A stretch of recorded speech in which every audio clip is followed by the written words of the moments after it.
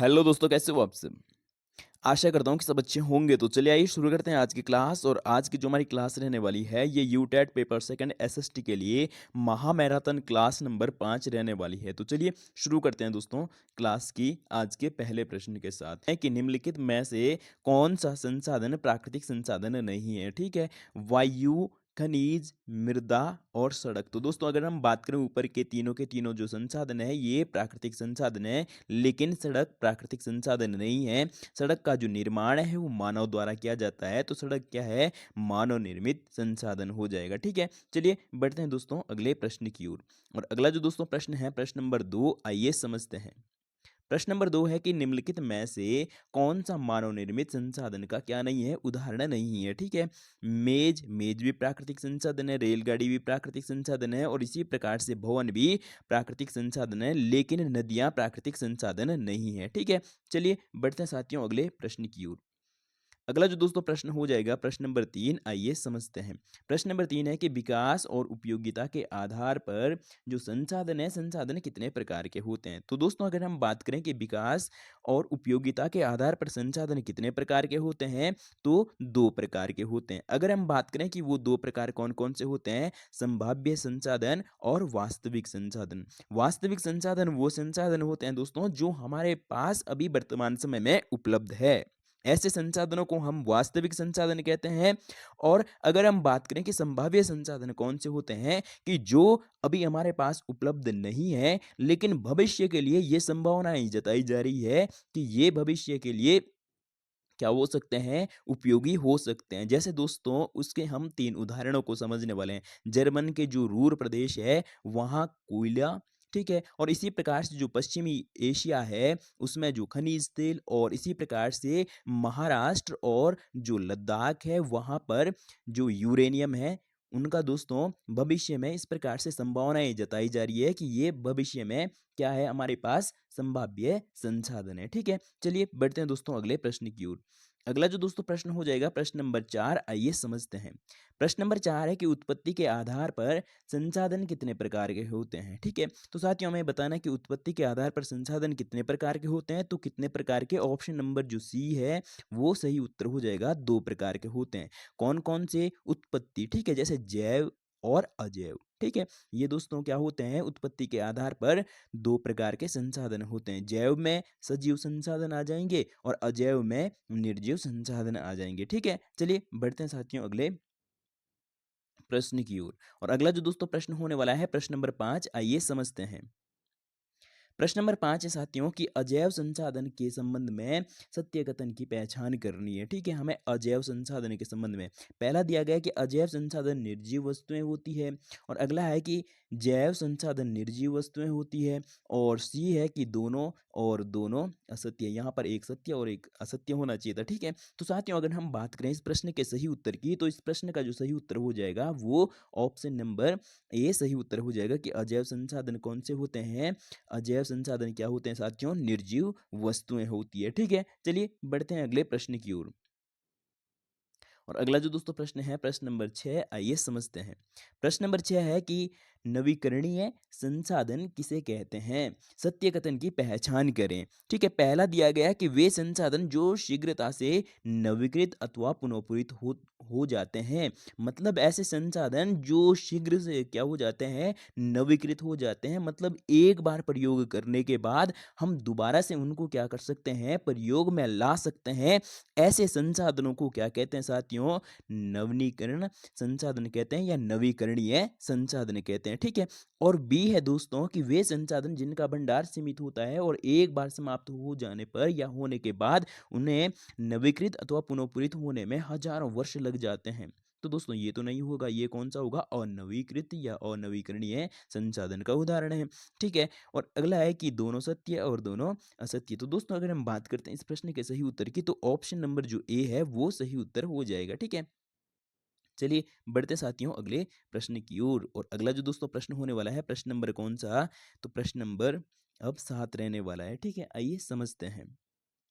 प्रश्न नंबर 7 है कि निम्नलिखित में से कौन-सा नवीकरणीय संसाधन का क्या नहीं है, उदाहरण नहीं है? 3 ऐसे हैं जो नवीकरणीय संसाधन के उदाहरण हैं, ठीक है? और एक इनमें से ऐसा है जो नहीं है, सौर ऊर्जा। तो दोस्तों सौर ऊर्जा क्या है? नवीकरणीय संसाधन का उदाहरण है कि अगर हम सौर ऊर्जा का प्रयोग आज कर लेते हैं, तो हम दोबारा से इसे क्या कर सकते हैं? पुनःपूरित कर सकते हैं, ठीक है? इसी प्रकार से जल भी क्या है?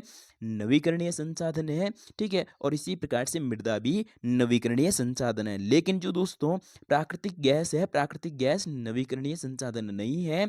क्यों नहीं है? क्योंकि प्राकृतिक गैस का प्रयोग या उपयोग अगर हम एक बार कर लेते हैं, तो इसको बनने में लाखों या हज़ारों वर्ष लग जाते हैं, ठीक है? तो दोस्तों इस प्रश्न का जो सही उत्तर हो जाएगा वो ऑप्शन नंबर डी सही उत्तर हो जाएगा। चलिए बढ़ते हैं साथियों अगले प्रश्न की ओर। और अगला जो दोस्तों प्रश्न होगा प्रश्न नंबर 8 आइए समझते हैं।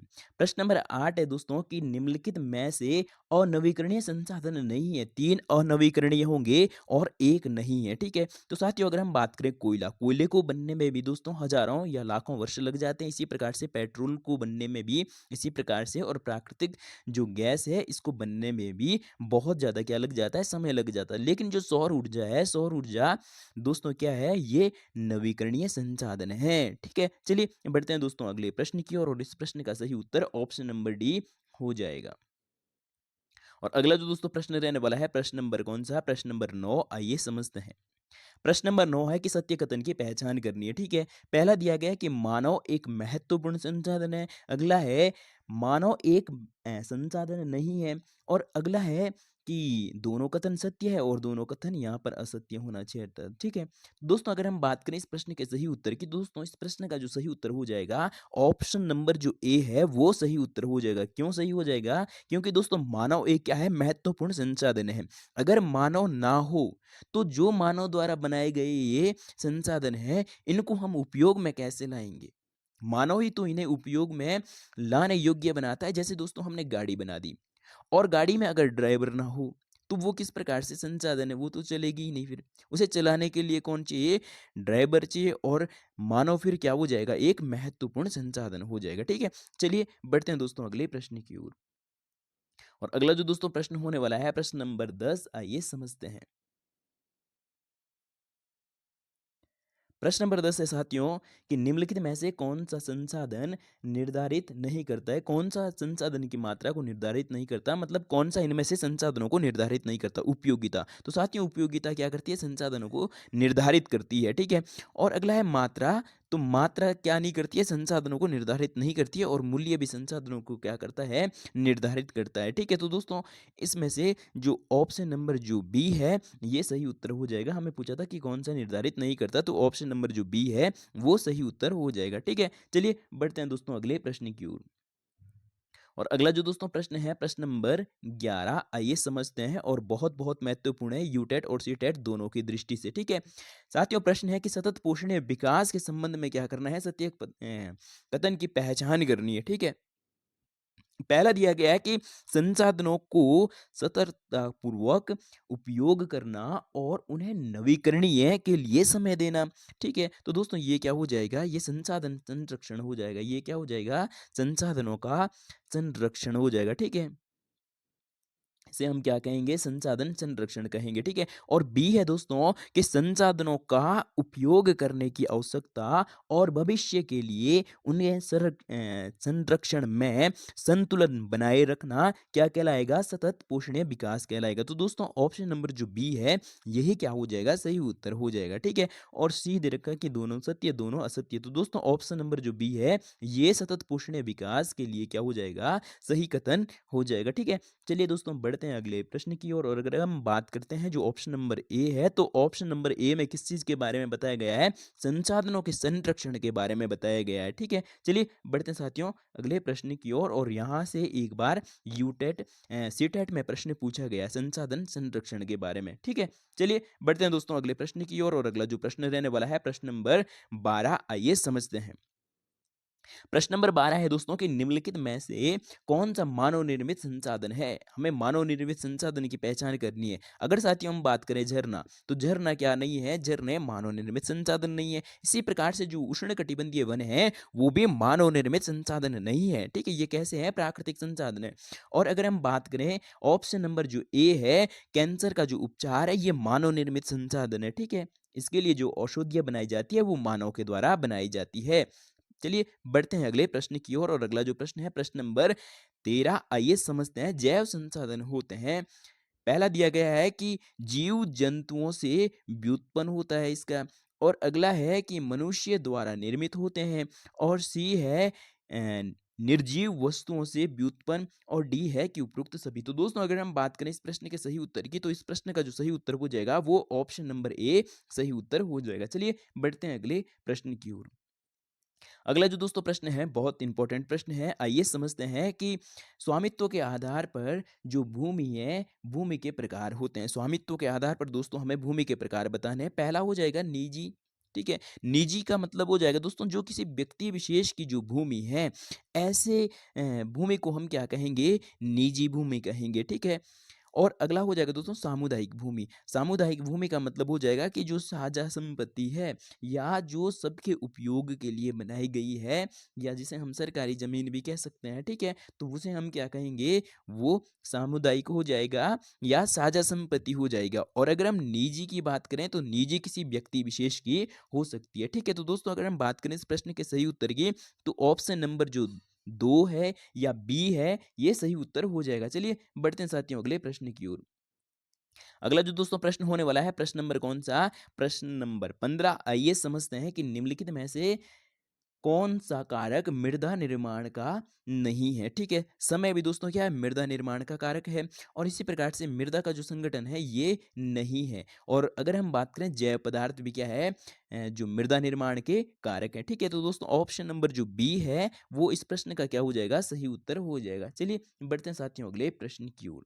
और अगला जो दोस्तों प्रश्न है प्रश्न नंबर 16। आइए समझते हैं। प्रश्न नंबर 16 है कि निम्नलिखित में से कौन सी विधि तीव्र ढालों पर मृदा अपरदन रोकने के लिए सर्वाधिक उपयुक्त है। तो दोस्तों हमें ऑप्शन ए दिया गया है रक्षक मेखला, और बी है मल्चिंग, और सी है वेदिका कृषि, और डी है कि उपयुक्त सभी। तो दोस्तों अगर हम बात करें इस प्रश्न के सही उत्तर की, तो इस प्रश्न का सही उत्तर हो जाएगा ऑप्शन नंबर जो सी है ये सही उत्तर हो जाएगा। वेदिका कृषि का मतलब क्या हो जाएगा दोस्तों, पहाड़ों पर क्या बनाई जाती है, सीढ़ीदार खेत बनाए जाते हैं ताकि मृदा के अपरदन को ज्यादा से ज्यादा रोका जा सके। ठीक है, चलिए बढ़ते हैं अगले प्रश्न की ओर। और अब साथियों हम सबसे पहले ये समझने वाले हैं रक्षक मेखला। यहाँ से भी बहुत बहुत बार प्रश्न पूछे जाते हैं। हम यूटेट की बात करें, सीटेट की बात करें, यहाँ से प्रश्न पूछे ही पूछे जाते हैं। अगर हम बात करें कि रक्षक मेखलाएं किसे कहते हैं, ठीक है, तो दोस्तों जो तटीय प्रदेश है, तटीय प्रदेश में शुष्क प्रदेशों में, तटीय प्रदेश और शुष्क प्रदेशों में पवन की गति को रोकने के लिए वृक्षों को कतार में लगाया जाता है ताकि मृदा अपरदन को रोका जा सके, जैसे कि आप यहाँ पर चित्र में देख पा रहे होंगे। ठीक है, चलिए बढ़ते हैं अगले टॉपिक की ओर। और अगला जो दोस्तों टॉपिक है ये वेदिका फॉर्म या सीढ़ीदार खेत। ठीक है, तो दोस्तों जो इससे पहले प्रश्न था वो इससे ही संबंधित था। तो दोस्तों अगला टॉपिक है कि वेदिका तीव्र ढालों पर बनाए जाते हैं ताकि सपाट सतहों वाले फसल उगाने के लिए उपलब्ध हो जाएं। इनसे पृष्ठीय प्रवाह या मृदा अपरदन को क्या किया जा सकता है दोस्तों, रोका जा सकता है। ये आप देख सकते हैं वेदिका कृषि या सीढ़ीदार खेती। ठीक है, इनसे दोस्तों क्या किया जाता है, जो मृदा अपरदन है, मृदा अपरदन को रोका जाता है पहाड़ों में। ठीक है, चलिए बढ़ते हैं दोस्तों अगले टॉपिक की ओर। और अगला जो दोस्तों हमारा टॉपिक रहने वाला है वो कौन सा है, समुच्चय रेखीय जुताई। ठीक है, आइए समझते हैं समोच्च रेखीय जुताई।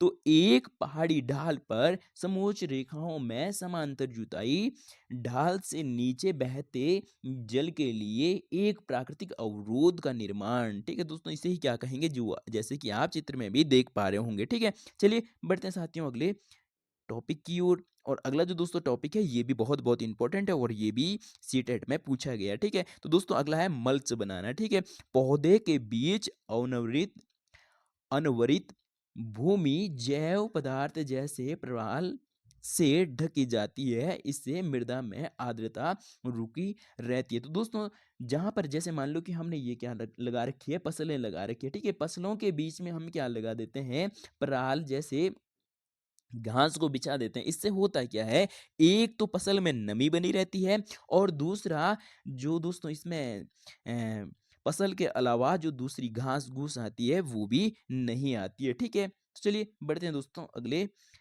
प्रश्न की ओर। और अगला जो दोस्तों प्रश्न रहने वाला है प्रश्न नंबर 17, आइए समझते हैं।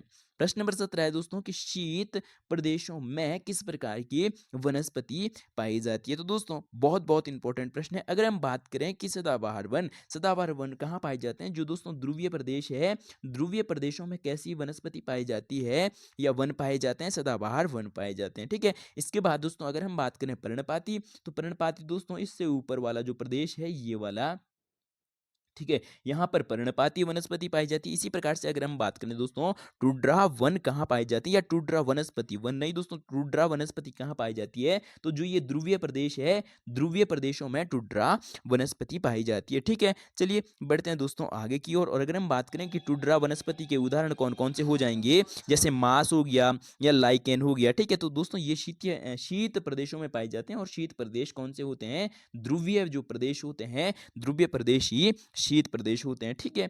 चलिए बढ़ते हैं साथियों आगे की ओर। और अगला जो दोस्तों प्रश्न है प्रश्न नंबर 18, आइए समझते हैं। बहुत बहुत इंपॉर्टेंट प्रश्न है। प्रश्न है साथियों कि काजीरंगा राष्ट्रीय उद्यान कहाँ स्थित है, असम में है, मेघालय में है, त्रिपुरा में है, अरुणाचल प्रदेश में है। तो दोस्तों अगर हम बात करें कि काजीरंगा राष्ट्रीय उद्यान कहाँ स्थित है, तो दोस्तों ये असम में है। असम इसका क्या हो जाएगा, सही उत्तर हो जाएगा, ठीक है। और इसी प्रकार से साथियों अगर हम बात करें कि जो असम है, असम का जो काजीरंगा राष्ट्रीय उद्यान है, इस पे एक सींग वाला जो गेंडा है और हाथी है, बाघ है, इस प्रकार के जो वन्य जीव है वो पाए जाते हैं, ठीक है। चलिए बढ़ते हैं दोस्तों अगले प्रश्न की ओर। और अगला जो दोस्तों प्रश्न होने वाला है प्रश्न नंबर कौन सा, प्रश्न नंबर 19, आइए समझते हैं कि निम्नलिखित में से कौन सा प्राकृतिक संरक्षण के अनुकूल नहीं है। हमें बताना है कि कौन सा प्राकृतिक संरक्षण के अनुकूल नहीं है। पहला दिया गया कि बल्ब को बंद कर देना चाहिए जब आवश्यकता न हो, तो दोस्तों ये तो प्राकृतिक संरक्षण के क्या है, अनुकूल है। और अगला है कि नल का उपयोग के बाद तुरंत बंद कर देना चाहिए। अगर हम नल का पानी का जो उपयोग है, उपयोग के बाद बंद कर देते हैं, तो दोस्तों ये भी प्रकृति के संरक्षण के अनुरूप हो जाएगा, ठीक है। अगला है दोस्तों सी है कि खरीदारी के बाद जो पॉलिथीन है, पॉलिथीन को नष्ट कर देना। अगर दोस्तों उसे हम क्या कर देंगे, नष्ट कर देंगे, तो उससे क्या होगा, पर्यावरण प्रदूषण होगा। हमें उसे रिसाइकल के लिए पुनः भेज देना चाहिए थे, ठीक है। दोस्तों अगर हम बात करें कि कौन सा अनुकूल नहीं है, तो ऑप्शन नंबर जो सी है वही क्या नहीं है, अनुकूल अनुकूल नहीं है। तो दोस्तों ऑप्शन नंबर सी ही क्या हो जाएगा, इस प्रश्न का सही उत्तर हो जाएगा। चलिए बढ़ते हैं दोस्तों प्रश्न नंबर 20 की ओर।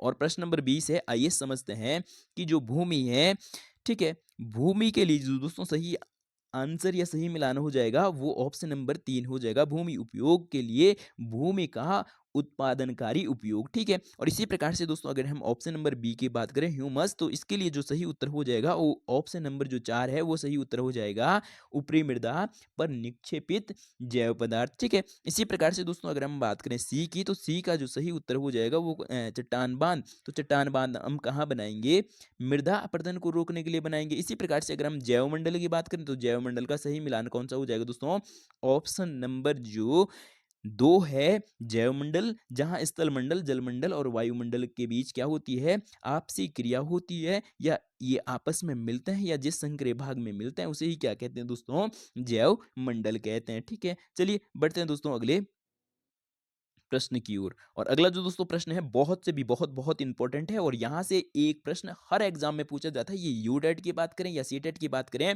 यहाँ से हर पेपर में लगभग लगभग प्रश्न पूछा गया है, ठीक है। आइए समझते हैं। तो दोस्तों प्रश्न है कि भारतीय वन्य जीव संरक्षण अधिनियम कब लागू हुआ, ठीक है। अगर दोस्तों हम बात करें कि भारतीय वन्य जीव संरक्षण अधिनियम कब लागू हुआ, तो दोस्तों 1972 में होता है। इसी प्रकार से दोस्तों अगर हम बात करें 1973 में, तो 1973 में क्या होता है, प्रोजेक्ट टाइगर अधिनियम क्या होता है, लागू होता है या बनता है, ठीक है। और इसी प्रकार से दोस्तों अगर हम बात करें सी की, तो सी में क्या होता है दोस्तों, प्रोजेक्ट जो एलिफेंट है 1900 कब 92 में, ठीक है। तो दोस्तों यहां से ये तीनों के तीनों जो ऑप्शन है, ये तीनों के तीनों ऑप्शन बहुत बहुत इंपॉर्टेंट है, ठीक है। एक दोस्तों पहला किससे हो जाएगा, वन्य जीव संरक्षण अधिनियम से हो जाएगा, और दूसरे की बात करें प्रोजेक्ट टाइगर, और तीसरे की बात करें तो प्रोजेक्ट एलिफेंट, ठीक है। चलिए बढ़ते हैं साथियों अगले प्रश्न की ओर। और अगला जो दोस्तों प्रश्न है, ये प्रश्न रिपीट हो गया है, तो हम सीधा-सीधा इसका आंसर जान लेंगे कि इसका सही आंसर क्या है, बी है, ठीक है? चलिए बढ़ते हैं दोस्तों अगले प्रश्न की ओर और अगला जो दोस्तों प्रश्न है, प्रश्न नंबर कौन-सा? प्रश्न नंबर 23 आइए समझते हैं। प्रश्न नंबर 23 है दोस्तों कि संरचना के आधार पर जो खनिज है, खनिजों को मुख्यतः कितने प्रकार में वर्गीकृत किया जाता है? तो दोस्तों अगर हम बात करें कि संरचना के आधार पर जो खनिज है, खनिजों को कितने आधार पर वर्गीकृत किया जाता है? तो दोस्तों 2 आधारों पर वर्गीकृत किया जाता है, धात्विक खनिज और अधात्विक खनिज, ठीक है? चलिए बढ़ते हैं साथियों आगे की ओर। और अगला जो दोस्तों प्रश्न है, प्रश्न नंबर कौन-सा? प्रश्न नंबर 24 आइए समझते हैं। प्रश्न है साथियों कि निम्न में से कौन-सा लौह धात्विक खनिज का उदाहरण नहीं है? तो दोस्तों अगर हम बात करें अयस्क भी लौह धात्विक खनिज का उदाहरण है, मैग्नीज भी दोस्तों क्या है? लोह धात्विक खनिज का उदाहरण है और क्रोमाइड भी और तांबा भी। लेकिन दोस्तों अगर हम बात करें ये चारों के चारों क्या है? सही है। फिर हम अगला क्या रख सकते हैं? अभ्रक रख सकते हैं कि अभ्रक क्या नहीं है? लोह धात्विक खनिज का उदाहरण नहीं है, ठीक है? या अभ्रक क्या है? अधात्विक खनिज है, ठीक है? चलिए बढ़ते हैं दोस्तों अगले प्रश्न की ओर और इस प्रश्न की अगर हम सही उत्तर की बात करें तो ये चारों के चारों क्या हो जाएँगे? सही हो जाएँगे, ठीक है? पाँचवाँ ऑप्शन हम क्या रख सकते हैं? अभ्रक रख सकते हैं या ग्रेनाइट रख सकते हैं। चलिए बढ़ते हैं साथियों अगले प्रश्न की ओर। अगला जो दोस्तों प्रश्न है प्रश्न नंबर 25 बहुत-बहुत इंपॉर्टेंट है। आइए समझते हैं। प्रश्न है कि निम्न में से कौन-सा लौह अधात्विक खनिज का उदाहरण नहीं है? ठीक है? तो दोस्तों सोना भी, चांदी भी ये क्या है? अलोह धात्विक खनिज के उदाहरण हैं। लेकिन अगर हम बात करें अभ्रक, अभ्रक क्या है? अधात्विक खनिज का उदाहरण है। ठीक है? चलिए बढ़ते हैं अगले प्रश्न की ओर। अगला जो दोस्तों प्रश्न हो जाएगा प्रश्न नंबर कौन-सा? प्रश्न नंबर 26 आइए समझते हैं। प्रश्न नंबर 26 है कि निम्नलिखित में से कौन सा अधात्विक खनिज का उदाहरण नहीं है? चूना पत्थर, जिप्सम, सोना, अभ्रक। तो दोस्तों सोना क्या नहीं है? अधात्विक खनिज का उदाहरण नहीं है, ठीक है? ये कैसे धात्विक खनिज का उदाहरण हो जाएगा? तो दोस्तों अगर हम बात करें ऑप्शन नंबर जो 3 है, ये इस प्रश्न का क्या हो जाएगा? सही उत्तर हो जाएगा। अब साथियों हम धात्विक खनिज और अधात्विक खनिज के बारे में थोड़ा-सा समझने वाले हैं, ठीक है? पहले हम धात्विक खनिज के बारे में समझने वाले हैं। धातुएँ कठोर पदार्थ है जो ऊष्मा और विद्युत की क्या होती है? सुचालित होती है, ठीक है? जिनमें चमक की विशेषता होती है। धात्विक खनिज 2 प्रकार के होते हैं, लौह धात्विक खनिज और अलोह धात्विक खनिज। अगर हम बात करें लौह धात्विक खनिज में लोहा, ठीक है, लोह अयस्क और मैग्नीज और क्रोमाइड आ जाएगा, ठीक है? और इसी प्रकार से अगर हम बात करें अलोह धात्विक खनिज में कौन-कौन से जैसे सोना, चांदी, तांबा और जो शिक्षा दोस्तों ये गलत हो जाएगा, ठीक है? चलिए बढ़ते हैं साथियों आगे की ओर। अब साथियों हम अधात्विक खनिजों को समझने वाले हैं कि धात्विक खनिज कौन से होते हैं। आइए समझते हैं। जिन खनिजों में धातु नहीं होती है अधात्विक खनिज कहा जाता है, ठीक है? और यहाँ पर क्या हो गया था? ये आध्यात्मिक अधात्विक खनिज कहा जाता है, ठीक है? और उदाहरण है जैसे चूना, चूना पत्थर और अभ्रक या जिप्सम, ठीक है? ये किस चीज़ के उदाहरण हो जाएंगे? ये अधात्विक खनिज के उदाहरण हो जाएंगे, ठीक है? और अगला है दोस्तों कि अधात्विक खनिज ईंधन के उदाहरण, ठीक है? जैसे कोयला, पेट्रोल, ठीक है? अब दोस्तों हम खनन के बारे में समझने वाला है कि खनन किसे कहा जाता है। पृथ्वी की सतह के अंदर जो दबी शैलें हैं, शैलों के अंदर क्या होते हैं दोस्तों? खनिज को जब हम बाहर निकालते हैं तो उसे इस प्रक्रिया को ही क्या कहा जाता है? तो दोस्तों खनन कहा जाता है कि जो हमारी भू-परपट्टी है, भू-परपट्टी के अंदर दोस्तों क्या होते हैं? बहुत सारे खनिज पदार्थ पाए जाते हैं। जब हम उन खनिज पदार्थों को खुदाई के रूप में बाहर निकालते हैं, तो दोस्तों उसे ही क्या कहेंगे हम? खनन कहेंगे, ठीक है? अगला है दोस्तों आखनन, ठीक है? आइए समझते हैं कि आखनन किसे कहा जाता है? तो दोस्तों सतह के निकट स्थित खनिज को जिस प्रक्रिया द्वारा आसानी से खोद कर बाहर निकाला जाता है, तो इसे क्या कहेंगे? आखनन कहेंगे, ठीक है? इसी प्रकार से कुपकी खनन, ठीक है? अधिक गहराई में स्थित खनिज निक्षेपों तक पहुंचने के लिए कूपक बनाए जाते हैं, इसे कूपक खनन कहते हैं, ठीक है? अगला है दोस्तों प्रवेदन, बहुत बहुत इंपॉर्टेंट है और ये भी सीटेट में जो ये चारों के पांचों हमने ये टॉपिक रखे हैं सीटेट में, यहाँ से भी प्रश्न पूछा गया है और यूटेट में भी पूछा गया है, ठीक है? तो दोस्तों अगर हम बात करें प्रवेदन की, तो पेट्रोलियम और प्राकृतिक गैस धरातल के बहुत नीचे पाए जाते हैं। उन्हें बाहर निकालने के लिए गहन कूपों की खुदाई की जाती है। तो इस प्रक्रिया को ही क्या कहते हैं दोस्तों, हम प्रवेदन विधि कहते हैं। इसमें गहन खुदाई की जाती है, ठीक है। चलिए बढ़ते हैं साथियों आगे की ओर। और अगला जो दोस्तों प्रश्न होने वाला है, प्रश्न नंबर कौन सा, प्रश्न नंबर 27, आइए समझते हैं। प्रश्न नंबर 27 है दोस्तों कि कौन सा महाद्वीप विश्व का लौह अयस्क अग्रणी है। कि कौन सा महाद्वीप ऐसा है कि जो सबसे ज्यादा विश्व में क्या करता है, लौह अयस्क का उत्पादन करता है। तो दोस्तों पहला ऑप्शन दिया गया है यूरोप और एशिया, अफ्रीका और दक्षिण अमेरिका। तो दोस्तों अगर हम बात करें इस प्रश्न के सही उत्तर की, तो ऑप्शन नंबर जो फर्स्ट है यूरोप, इस प्रश्न का सही उत्तर हो जाएगा। बढ़ते हैं अगले प्रश्न की ओर। और अगला जो दोस्तों प्रश्न रहने वाला है, प्रश्न नंबर 28, आइए समझते हैं कि विश्व में अब्रक का सबसे बड़ा उत्पादक या निर्यातक कौन सा देश है। तो दोस्तों अगर हम बात करें इस प्रश्न के सही उत्तर की, तो इस प्रश्न का जो सही उत्तर हो जाएगा, हमारे पास ऑप्शन दे रखे हैं चीन, रूस और अमेरिका, भारत। तो भारत इस प्रश्न का क्या हो जाएगा, सही उत्तर हो जाएगा, ठीक है। इसी प्रकार से दोस्तों अगला प्रश्न है प्रश्न नंबर 29, आइए समझते हैं। निम्न में से कौन सा राज्य अब्रक उत्पादक नहीं है। भारत का ऐसा कौन सा राज्य है कि जो अब्रक का उत्पादन नहीं करता है। तो साथियों हमारे पास उदाहरण दे रखे हैं कि झारखंड और राजस्थान और कर्नाटक, आंध्र प्रदेश। तो दोस्तों अगर हम बात करें इस प्रश्न के सही उत्तर की, तो जो कर्नाटक है, कर्नाटक अब्रक का उत्पादन नहीं करता है। भारत के 4 राज्य ऐसे हैं जो अब्रक के क्या करते हैं, उत्पादन करते हैं। तो 3 तो यही हो जाएंगे, झारखंड, राजस्थान और आंध्र प्रदेश। और चौथा दोस्तों कौन सा हो जाएगा, चौथा बिहार हो जाएगा, ठीक है। चलिए बढ़ते साथियों अगले प्रश्न की ओर। और इस प्रश्न का सही उत्तर क्या था, ऑप्शन नंबर जो सी है वो सही उत्तर था। बढ़ते हैं अगले प्रश्न की ओर। और अगला जो प्रश्न है ये भी इंपॉर्टेंट प्रश्न है, आइए समझते हैं। प्रश्न है साथियों कि भारत में कोलार नामक सोने की जो खान है वो किस राज्य में है। तमिलनाडु में, आंध्र प्रदेश में है, तेलंगाना में है या कर्नाटक में है। तो दोस्तों अगर हम बात करें इस प्रश्न के सही उत्तर की, तो इस प्रश्न का जो सही उत्तर है वो ऑप्शन नंबर जो 4 है वो सही उत्तर है। अगर हम मैप में बात करें कि कर्नाटक कहाँ पर है, तो दोस्तों सबसे नीचे ये तमिलनाडु है। तमिलनाडु के बगल में ये कौन सा है, ये दिख नहीं रहा होगा, इसे हम लाल पेन से देखेंगे, ठीक है। दोस्तों सबसे नीचे ये तमिलनाडु है और तमिलनाडु के बगल में ये कौन है, केरल है। केरल के बाद जो ये वाला जो दोस्तों राज्य है, यही राज्य कौन सा है, कर्नाटक है, ठीक है। और कर्नाटक में दोस्तों क्या है, मतलब कर्नाटक भारत में किसके लिए प्रसिद्ध है। तो दोस्तों बताया गया प्रश्न में पूछा जा रहा है कि भारत में कोलार नामक जो सोने की खान है, सोने के खान के लिए कोलार किस प्रसिद्ध है दोस्तों। तो भारत, इस प्रकार से भी प्रश्न पूछा जा सकता है कि भारत में सोने की खान कहाँ पर है। तो कोलार नामक ये कहाँ है, तो दोस्तों ये कर्नाटक में है, ठीक है। चलिए बढ़ते हैं दोस्तों अगले प्रश्न की ओर। और अगला जो दोस्तों प्रश्न हो जाएगा, प्रश्न नंबर कौन सा, 31, आइए समझते हैं।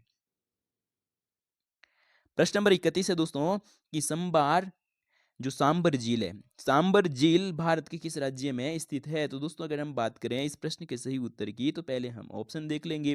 पहला दिया गया है कि राजस्थान, गुजरात, राजस्थान और हिमाचल प्रदेश और उत्तराखंड। तो दोस्तों बहुत बहुत इंपॉर्टेंट प्रश्न है कि जो सांबर झील है वो भारत में किस राज्य में स्थित है। बहुत बार ये प्रश्न यूटेट सीटेट दोनों एग्जामों में पूछा गया है। तो दोस्तों अगर हम बात करें इस प्रश्न के सही उत्तर की कि कौन से राज्य में है सांबर जो झील है, वो कौन से राज्य में है, तो दोस्तों राजस्थान में है। और ये अगर हम बात करें किसके लिए प्रसिद्ध है, तो दोस्तों ये जो नमक उत्पादन है, नमक उत्पादन के लिए ये प्रसिद्ध है। और ये कैसे, नमकीन पानी की झील है, ठीक है। चलिए बढ़ते हैं दोस्तों आगे की ओर।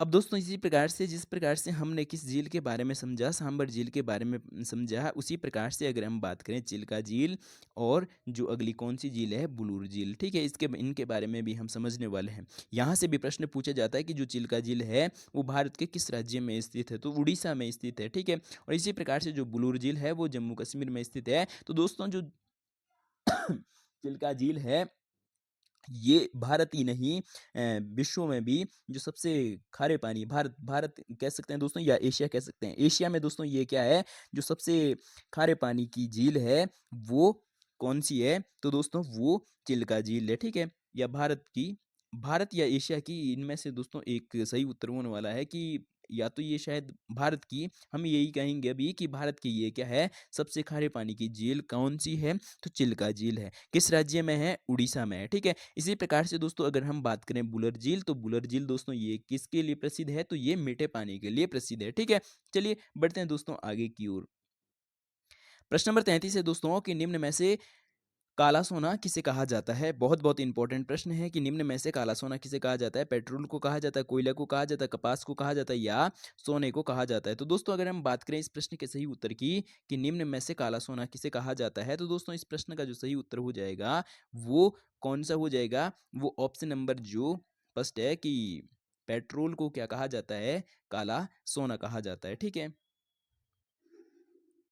और अगला जो दोस्तों प्रश्न हो जाएगा, प्रश्न नंबर कौन सा, प्रश्न नंबर 34, आइए समझते हैं।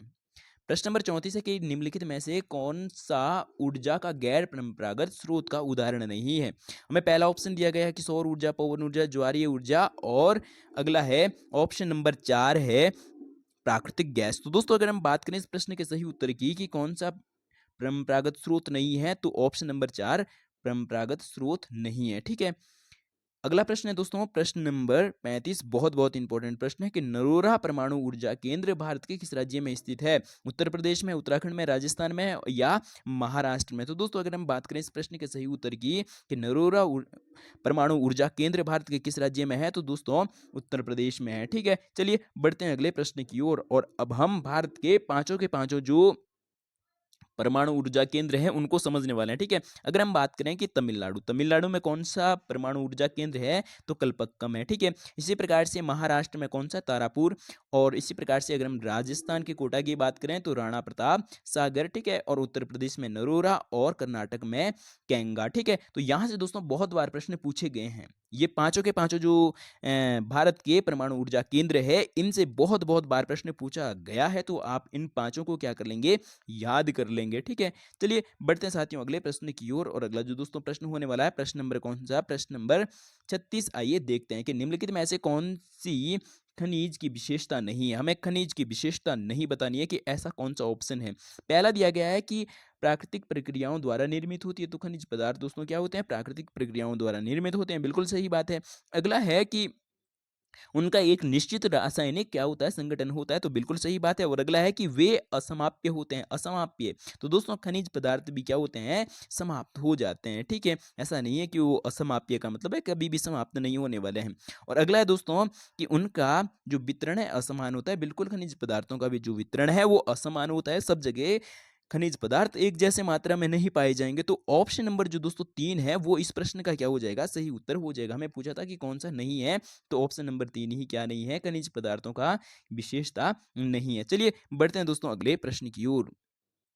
अगला जो दोस्तों प्रश्न हो जाएगा प्रश्न नंबर कौन सा, प्रश्न नंबर 37। आइए समझते हैं कि निम्नलिखित में से कौन विश्व में तांबा उत्पादन में क्या है, अग्रणी है। बोलीविया है, चिली है, गाना है या जिम्बाब्वे है। तो दोस्तों अगर हम बात करें इस प्रश्न के सही उत्तर की तो ऑप्शन नंबर जो 2 है या चिली, वो सही उत्तर हो जाएगा। चलिए बढ़ते हैं अगले प्रश्न की ओर।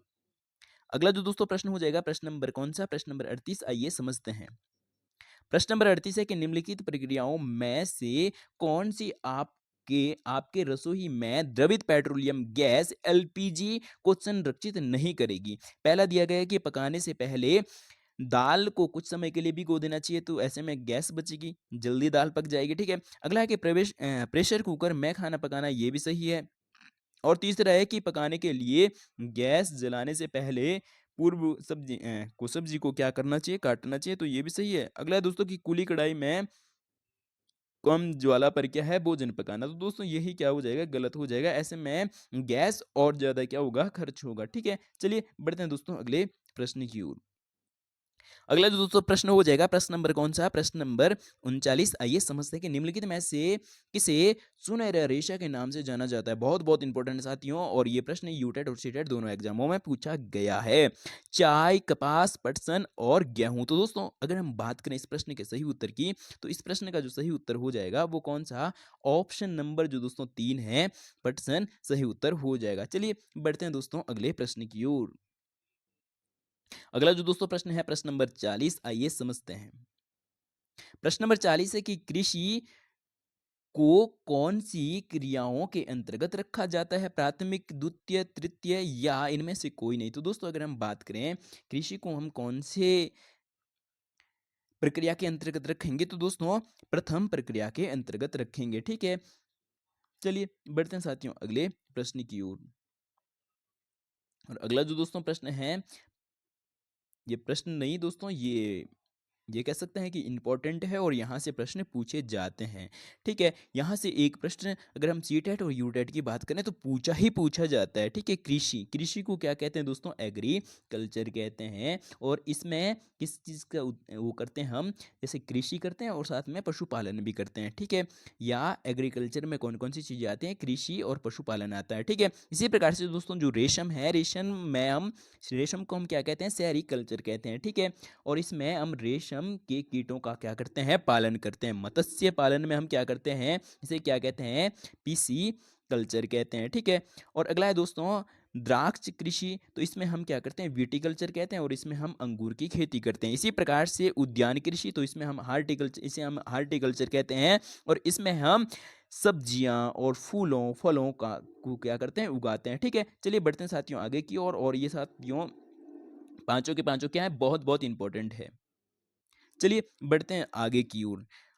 अगला है दोस्तों कि स्थानांतरीय कृषि विश्व के विभिन्न भागों में किन किन नामों से जानी जाती है। तो पहले अगर हम बात करें जूम, तो उत्तर भारत में जो स्थानांतरित कृषि है उसे किसके नाम से जानते हैं, तो दोस्तों उसे जूम के नाम से जानते हैं। मिल्पा मैक्सिको में, ठीक है, रोका ब्राजील में और दलांग तो दोस्तों मलेशिया में। इसी प्रकार से अगर हम बात करें कि कर्तन एवं दहन, तो कहाँ, जो अमेजन बेसिन है वहां पर किसके नाम से जानते हैं स्थानांतरित कृषि को, तो दोस्तों कर्तन एवं दहन के नाम से जानते हैं। ठीक है, चलिए बढ़ते साथियों अगले प्रश्न की ओर।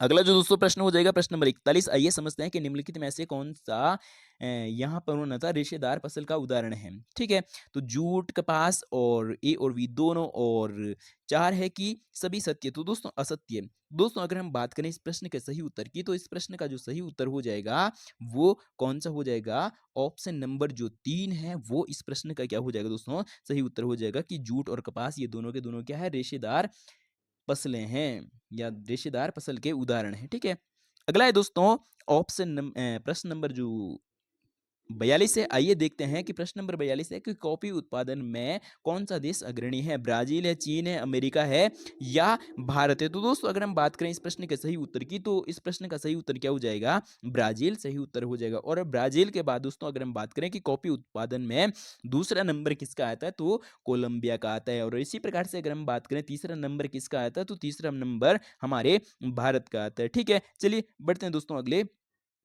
प्रश्न की ओर। ठीक है, अगला जो दोस्तों प्रश्न हो जाएगा प्रश्न नंबर कौन सा, प्रश्न नंबर 43। आइए समझते हैं कि चावल उत्पादन में अग्रणीय देश कौन सा है, चीन है, भारत है, जापान है या श्रीलंका है। तो दोस्तों इस प्रश्न का सही उत्तर क्या हो जाएगा, ऑप्शन नंबर जो ए फर्स्ट है या चीन है वो सही उत्तर हो जाएगा। ठीक है, इसी प्रकार से दोस्तों अगर हम बात करें कि दूसरा या तीसरा नंबर किसका आता है, तो मिस्र का दूसरा नंबर आता है और भारत का पांचवा नंबर आता है। ठीक है, चलिए बढ़ते हैं साथियों आगे की ओर। अगला जो दोस्तों प्रश्न है प्रश्न नंबर 44। आइए समझते हैं कि उद्यान कृषि किसे कहा जाता है। इससे पहले जब हम समझे थे कि सेरिकल्चर, एग्रीकल्चर, तो उसमें भी हमने समझा था। ठीक है, तो गेहूं को उगाना या फसलों और सब्जियों को उगाना, तो फसलों और सब्जियों को उगाना ही दोस्तों क्या कहा जाता है, इसे उद्यान कृषि कहा जाता है। ठीक है, चलिए बढ़ते हैं दोस्तों अगले प्रश्न की ओर। अगला जो दोस्तों प्रश्न हो जाएगा प्रश्न नंबर कौन सा, प्रश्न नंबर 45। आइए समझते हैं। प्रश्न नंबर 45 है दोस्तों कि सिलिकॉन घाटी अवस्थित है, बेंगलुरु में है या कैलिफोर्निया में है या अहमदाबाद में है या सभी क्या है, असत्य। तो दोस्तों अगर हम बात करें इस प्रश्न के सही उत्तर की, तो इस प्रश्न का जो सही उत्तर हो जाएगा वो सही उत्तर क्या हो जाएगा, ऑप्शन नंबर जो 2 है वो सही उत्तर हो जाएगा, कैलिफोर्निया। ठीक है, चलिए बढ़ते हैं दोस्तों आगे की ओर।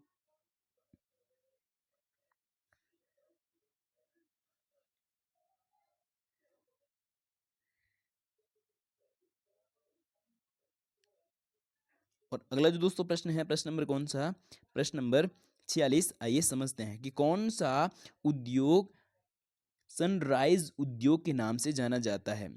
ठीक है, लोहा इस्पात उद्योग या सूती वस्त्र उद्योग या चूना प्रौद्योगिकी या इनमें से कोई नहीं। तो दोस्तों अगर हम बात करें इस प्रश्न के सही उत्तर की, तो इस प्रश्न का जो सही उत्तर हो जाएगा वो सूचना जो प्रौद्योगिकी है, सूचना प्रौद्योगिकी को ही किस नाम से जाना जाता है दोस्तों, इसे ही सनराइज उद्योग के नाम से जाना जाता है। ठीक है, चलिए बढ़ते हैं अगले प्रश्न की ओर। अगला जो दोस्तों प्रश्न है, प्रश्न नंबर कौन सा, प्रश्न नंबर 47। आइए समझते हैं कि निम्नलिखित में से कौन सा प्राकृतिक रेशा है।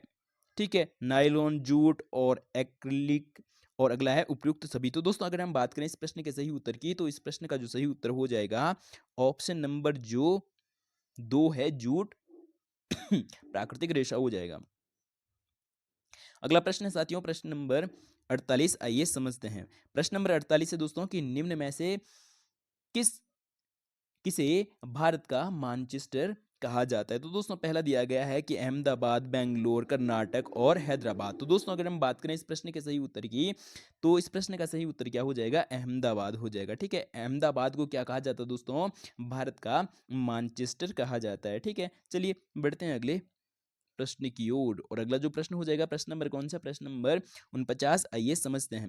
प्रश्न नंबर 49 दोस्तों की जनसंख्या वितरण को प्रभावित करने वाले कारक कौन से हैं। मृदा है, जनसंख्या है, खनिज है और उपयुक्त सभी। तो दोस्तों ये चारों के तीनों जो कथन है ये किसको, जो जनसंख्या वितरण है, जनसंख्या वितरण को क्या करते हैं, प्रभावित करते हैं। तो दोस्तों जहां पर मृदा उपजाऊ होती है वहां पर भी जनसंख्या ज्यादा से ज्यादा रहना पसंद करेगी, और जहां पर जल की उपलब्धता हो वहां पर भी जनसंख्या रहेगी, और जहां पर खनिज पदार्थ उचित मात्रा में पाए जाएंगे वहां पर भी जनसंख्या घनत्व ज्यादा होगा, और जहां पर ये सारी की सारी चीजें नहीं होंगी तो ऐसे जगह कोई भी आदमी नहीं रहना पसंद करेगा। ठीक है, तो ऑप्शन नंबर जो 4 है वो सही उत्तर हो जाएगा।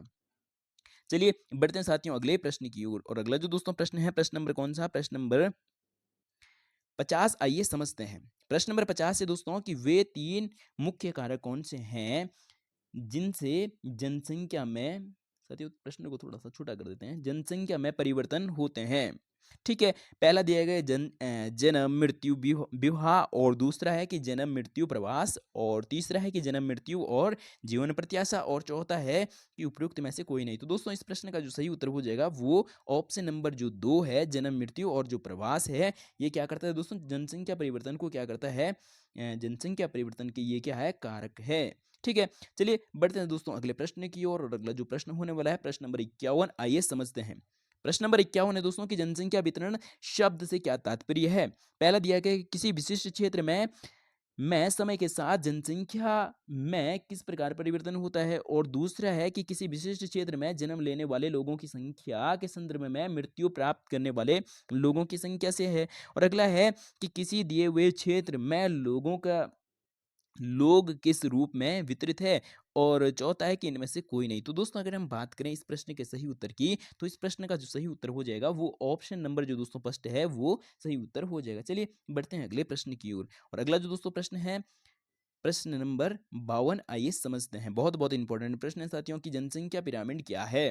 पहला दिया गया है कि जनसंख्या की आयु लिंग संगठन का आरेख निरूपण है, और दूसरा है कि जब किसी क्षेत्र का जनसंख्या इतना बढ़ जाती है, या जब किसी क्षेत्र की जनसंख्या इतनी बढ़ जाती है कि ऊंची इमारतों में रहते हैं, और अगला है कि बड़े नगरीय क्षेत्र में जनसंख्या वितरण को का प्रतिरूप, और चौथा है कि उपरोक्त सभी। तो दोस्तों अगर हम बात करें इस प्रश्न के सही उत्तर की, तो इस प्रश्न का जो सही उत्तर हो जाएगा वो ऑप्शन नंबर फर्स्ट सही उत्तर हो जाएगा। और यहाँ पर दोस्तों 3 देशों की जो जनसंख्या पिरामिड है, जनसंख्या पिरामिड का उदाहरण दिया गया है। ठीक है, आइए समझते हैं। ये वाला हो जाएगा दोस्तों किसका, तो ये है जापान का। ठीक है, और ये किसका हो जाएगा दोस्तों, ये कनाडा का हो जाएगा, और ये हमारे भारत देश का हो जाएगा। ये 3 देशों का जनसंख्या पिरामिड दिया गया है। तो अगर दोस्तों हम जापान के जनसंख्या पिरामिड की बात करें, तो वहाँ पर जो जन्म दर कह सकते हैं वो कम है, और उसके बाद अगर हम बात करें वर्तमान समय की बात कर रहे हैं दोस्तों, ठीक है,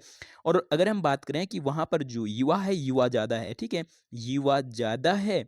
ठीक है, और जो जन्म दर है वो क्या है, कम है। और इसी प्रकार से अगर हम बात करें कि वहाँ पर जो बुजुर्ग लोग हैं वो 85 के आसपास के कम होते हैं, और 60 से, और अगर हम बात करें 15 साल के बीच के लोग अच्छी खासी मात्रा में है। इसी प्रकार से दोस्तों अगर हम बात करें किसकी, कनाडा की, या नहीं केन्या की।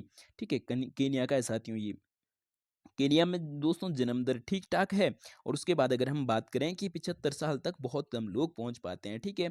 और इसी प्रकार से दोस्तों अगर हम अपने देश की बात करें तो हमारे देश का जो जनसंख्या पिरामिड है, इसे स्वस्थ जनसंख्या पिरामिड भी कहा जाता है या मजबूत जनसंख्या पिरामिड कहा जाता है। हमारे यहाँ जो जन्म दर है वो भी अच्छी खासी है। और अगर हम युवाओं की फौज की बात करें तो युवा भी अच्छे हैं।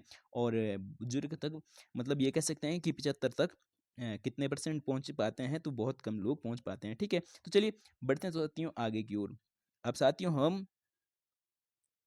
थोड़ा सा किसे समझने वाले हैं, उत्प्रवासी और आप्रवासी को समझने वाले हैं कि उत्प्रवासी किसे कहा जाता है और आप्रवासी किसे कहा जाता है। यहाँ से भी पेपर में प्रश्न पूछे गए हैं। अगर हम बात करें कि उत्प्रवासी किसे कहा जाता है, तो वे लोग होते हैं जो देश को छोड़कर चले जाते हैं, उसे हम उत्प्रवासी कहते हैं। आप्रवासी का मतलब हो जाएगा कि वे लोग होते हैं जो देश में आते हैं, उन्हें हम आप्रवासी कहते हैं। तो दोस्तों ये थी आज की क्लास। अगर आपको क्लास अच्छी लगी हो तो वीडियो को लाइक, चैनल को सब्सक्राइब और इस प्रकार की और वीडियो देखने के लिए हमारे सारथी कोचिंग सेंटर चैनल को सब्सक्राइब करें, वीडियो को लाइक करें और साथ में एक कमेंट जरूर करें। और इस प्रकार की और वीडियो देखने के लिए इस क्लास को अपने सभी साथियों तक दोस्तों क्या कर सकते हैं, आप ज़्यादा से ज़्यादा शेयर कर सकते हैं, ठीक है। अब दोस्तों हमने क्लास 6, 7 और 8th की हिस्ट्री पॉलिटिकल ज्योग्राफी को कर लिया है। बस अब क्या बचा है, जो क्लास 8th है, क्लास 8th की दोस्तों क्या बची है, हिस्ट्री बची है, उसे हम आने वाले क्लास में करने वाले हैं, ठीक है। तो चलिए आज के लिए इतना ही, मिलते हैं जल्दी ही इस प्रकार की नेक्स्ट वीडियो में, तब तक के लिए जय हिंद।